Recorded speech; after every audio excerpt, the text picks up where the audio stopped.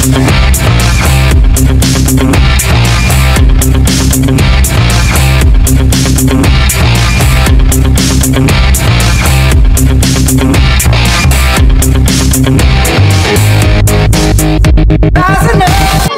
pong si Miss Mara Tamundong ang aming tinaguriang superhero ng mga senior citizen. Bakit po? Dahil po, kaya siya naging superhero. Anytime, kahit saan, talagang tumutulong po siya, kahit kanino. Walang pinipili, mayaman, mahirap, bakla, tomboy, lalaki, babae. Wala akong pinipili. Palakpakan po natin siya. Hello, magandang gabi po. Mabuti na yung surprise kaysa naman sa nangako pagkatapos di naman bababa. Di po ba? Tayo mga Pilipino kasi medyo maramdamin eh. Kapag pinangakuan tayo, pagkatapos hindi natupad, 10 years po yan bago natin makalimutan. Kaya ako po, si Mara Tamundong, ipinanganak at lumaki po ng San Andres, Bukid, Maynila, na isang tunay na Manileño. Isang proud na taga Maynila. At bilang isang proud na taga Maynila, dapat yung pagiging proud po natin, gamitin po natin na tayo po ay makatulong sa ating kapwa, lalo na kung tayo po ay may biyaya. Di po ba? Tama? Tama. Ay, hindi naman po tayo galit. Kailangan medyo lakasan lang po yung ating boses.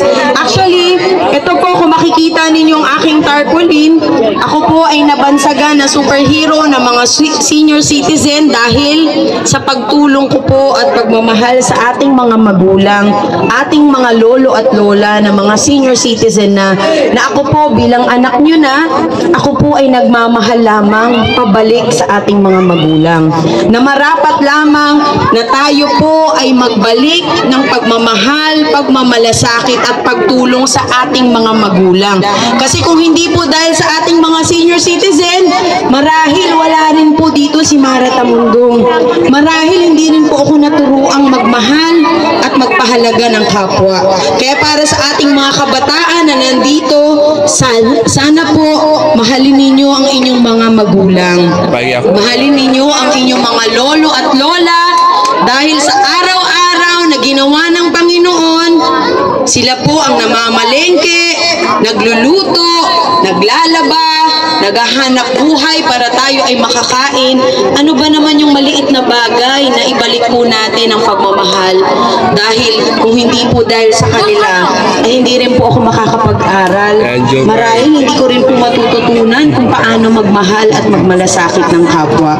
Ako po bilang isang anak nyo na at bilang isang magulang na rin dahil may mga anak na po ako, natural lamang na ang pagmamahal at pagiging makapamilya ng isang tunay na Pilipino ay dapat po nating ibahagi sa lahat. Sabi nga nila, yung kabutihan at magandang kaugalian ng isang Pilipino ay marapat lamang na ituro sa ating mga anak, sa mga kabataan.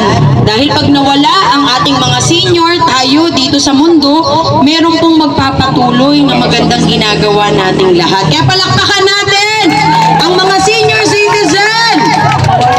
At dahil dyan po, aba nakakagulat, akala ko nung dumaan ako, wala po masyadong tao. Yun pala, talaga naman ang Pilipino, kahit na gaano kaliit ang isang tahanan, buo pa rin ang pamilya.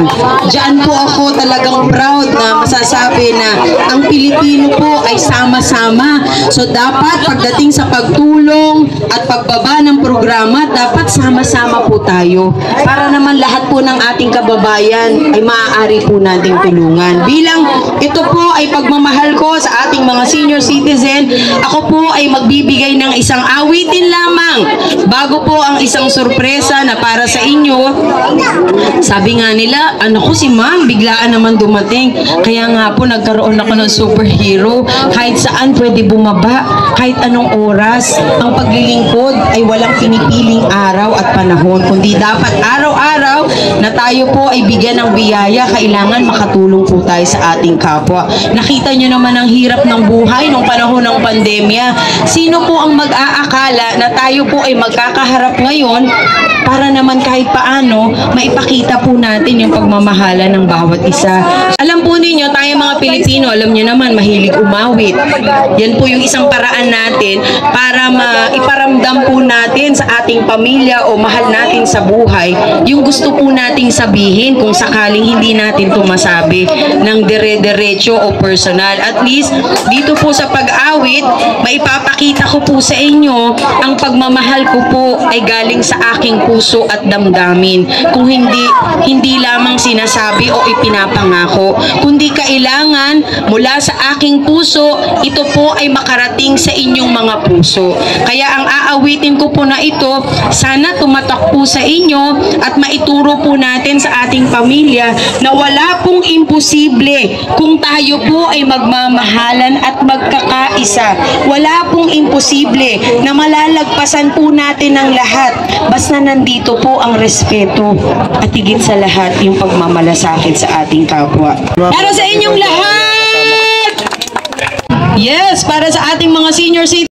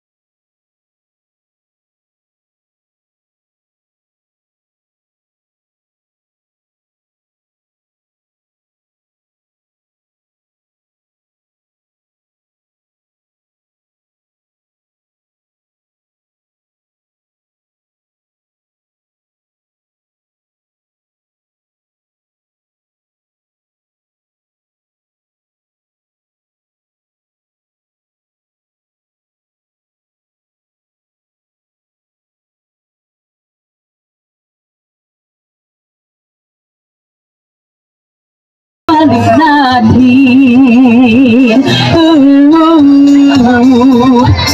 ipapaalala ko sa inyo ang aking pangako na ang pag-ibig ko'y laging sa inyo kahit maputi na ang buhok ko. Maputi na ang buhok ko. Yes, maraming salamat po. Ayan, ay nako, maraming salamat sa pakikinig. Alam po ninyo, ako po ay walang hinto sa aking ginagawa since right after election dahil gusto ko pong ipakita sa ating lahat na hindi kailangan umupo o maging isang politiko ang isang tao na gusto po at naghahangad na makatulong. Ako naman po ay nandito bilang isang anak po ninyo, isang taga Manileño na nagmamalasakit lamang. At syempre, tinutulungan Tutulungan ko po ang ating mahal na Presidente Bongbong Marcos na mababa at matupad ang lahat ng programa para sa inyong lahat. At syempre, sasabihin ko na rin po ang mensahe ng ating mahal na Pangulong Bongbong Marcos. Basta tayo'y magkasama, laging mayroong umagang kay ganda. Bawat sikat ng araw, may dalang liwanag sa ating pangarap mo. Haharapin natin. Maraming salamat po. At sa mga nakapila po na narito, kayo po ay mabibigyan ng 3 kilong bigas. Na ang bigas ay simbolo ng pagiging isang tunay na Pilipino. Na ito po ay simbolo na tayo po talaga ay dapat may pagkain sa hapagkainan. At least ito po ay makakapagbigay ng pag-asa sa ating mga Pilipino. Ano po tayo? Ano tayo? Okay lang kayo tayo? Okay lang. Sige po, maraming salamat. Anytime naman pwede po ako bumalik dito para magkaroon po ng outreach program para sa mga kabataan at makapagparehistro ng mga senior citizen na kailangan po kayo ay marehistro online sa National Commission of Senior Citizen na kung saan ito po ay sariling ahensya na ng mga senior citizen. Hindi na po kayo maliligaw kung anong ahensya ang inyong lalapitan dahil ito po ay sarili nyo ng tahanan. Kailangan lamang po maibaba at maipaliwanag sa inyo ang programa na naghihintay po para sa ating mga senior citizen. Kaya pwede na natin sila bigyan. Ayan, nasa na yung magbibigay? Ayan. Alam po ninyo, yung NCSC po, malaking bagay po yan para sa mga senior citizen. Sapagkat bawat senior citizen ay entitled po sa 5,000 pesos worth of health insurance na kung saan ipinabana po ng ating mahal na Pangulong Bongbong Marcos ang 43 billion pesos para sa ating mga senior citizen. Isang pagsisikap po ng mahal na Presidente at pagsisikap nating lahat na ito po ay maibigay at maibaba para sa ating mga kababayan. Ayan. So dito na kayo. Asan ba yung pila? Nag-umpisa? O dito tayo mag-uumpisa. Sige na po, Nay. Huwag na kayo tumayo. Thank you so much sa time po ninyo. Ito po, Nay. Lapitin natin ng konti. Ayan. Maraming salamat po.